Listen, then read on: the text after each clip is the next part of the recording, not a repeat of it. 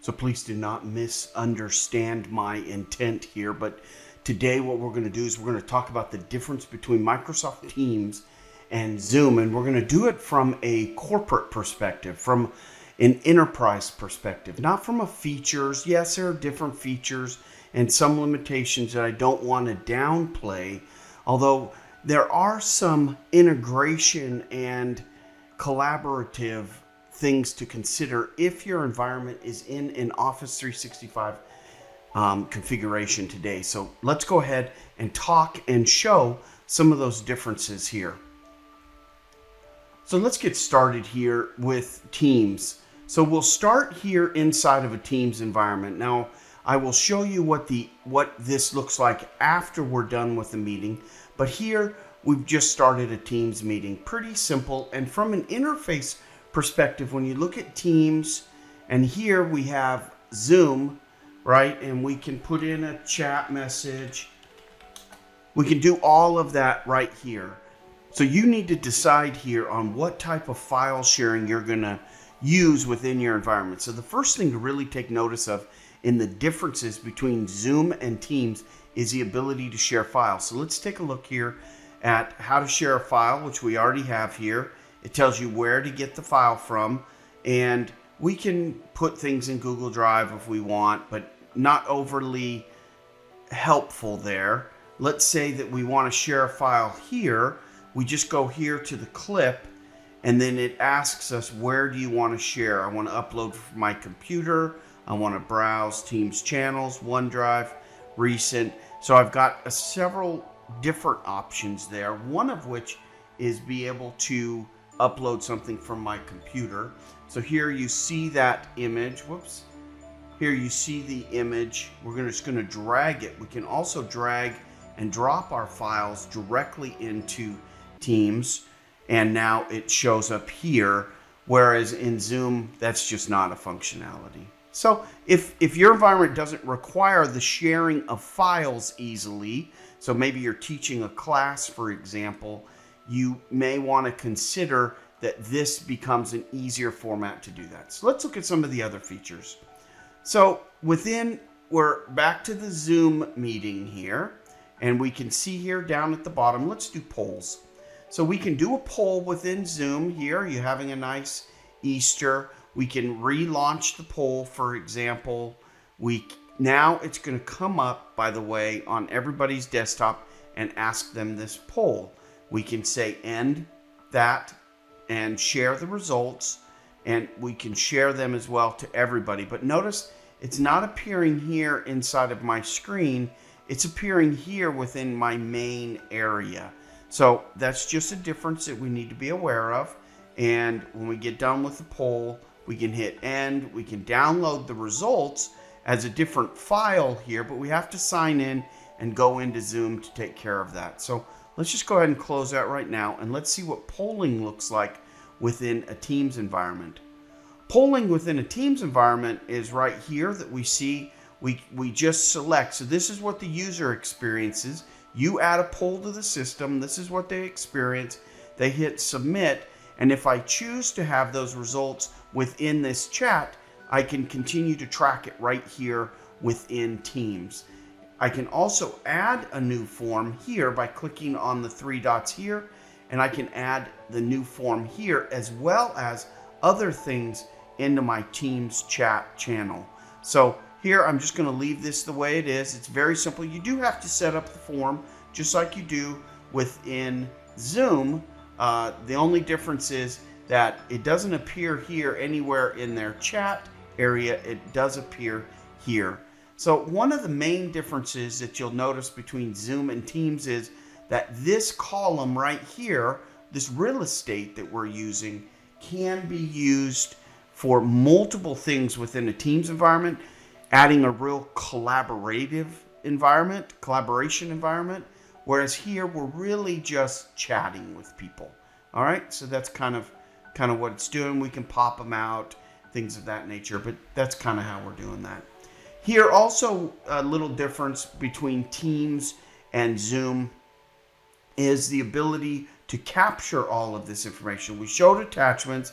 We showed here forms. We can show all types of things here. You can do any of these, but we're not going to do them all. I think you get the message, right? Lots of capability here when we add things into the Teams environment. We can also share, which is common, right? We can open the share tray here, which we can see things that we want. We can browse. We can do all of that. And it's very similar inside of Teams, inside of Zoom, when you just go to share your screen, right?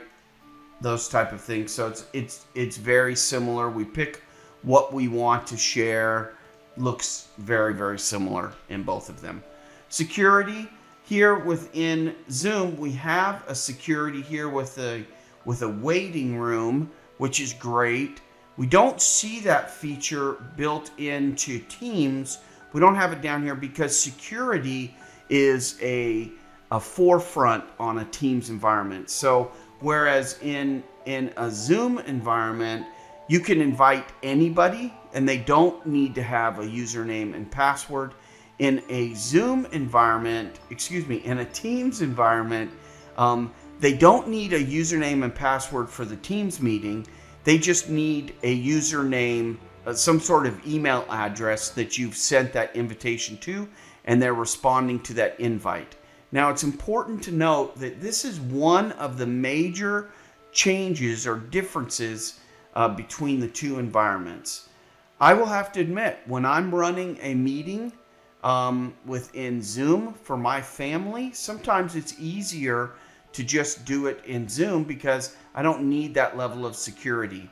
Within a Teams environment, it's not a whole lot different. If I want to invite somebody to the meeting, for example, it's here somewhere, show participants. There's a way to send it. I apologize. Oh, there it is right there, share invite. So we can copy the meeting link and send it out. It's just going to ask them to put in an email address so that I know when they come into the environment that they've been approved to join this meeting.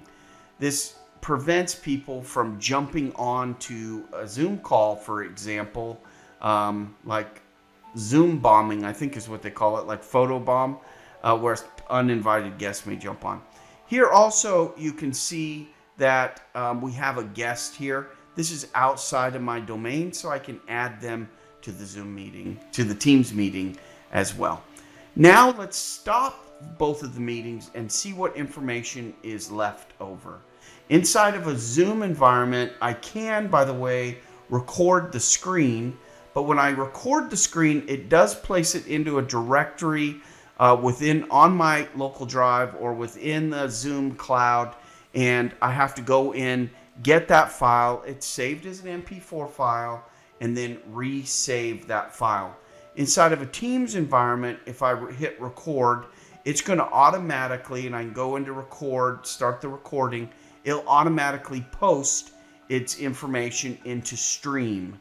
So, which I don't see on this screen, but Stream, let's take a look at that. So automatically post it right here into Stream, so I can share that video easily with anybody within my organization. So another big change. So let's see what happens when we actually stop both of these meetings. What happens to all this data? So we're just going to stop here. We're going to end this call. And we're going to do the same thing here within Teams. So we're going to hit end, hang up, and now we've left the call. Now the big difference here is that the information that we have for replies, all of the data that we captured within that Teams chat window is now all right here automatically within our Teams environment, so that I can search. If I put in a unique identifier, for example, something that was important for me to remember, I could search for that term, or I could search for, state discussed, and find that no matter where I am within the Microsoft environment, or use Delve to do that as well right here to search across all of these notes. This Teams information now becomes part of my environment, it becomes a collaboration opportunity. I can then share this.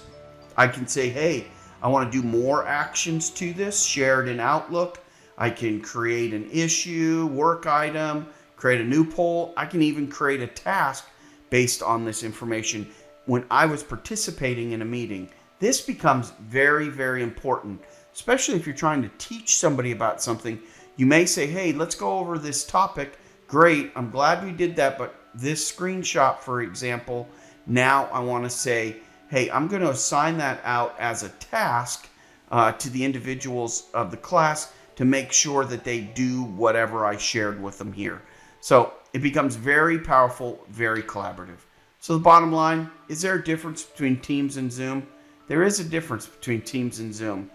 If you are working in an environment where you want to share time with your loved ones, or just have a Sunday afternoon call with your family that's located in multiple states, Zoom is a great platform for that.